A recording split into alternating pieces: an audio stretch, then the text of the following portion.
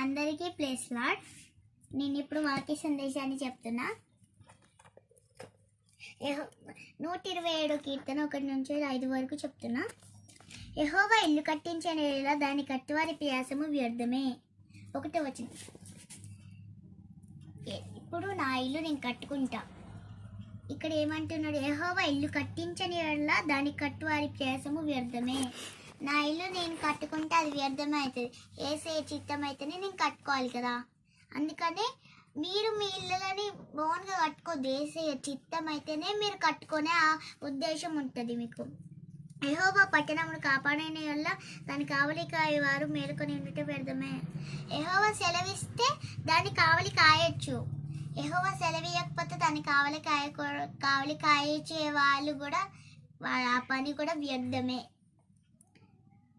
మీరు వేకువనే లేచి చాలా రాత్రి అయిన తరువాత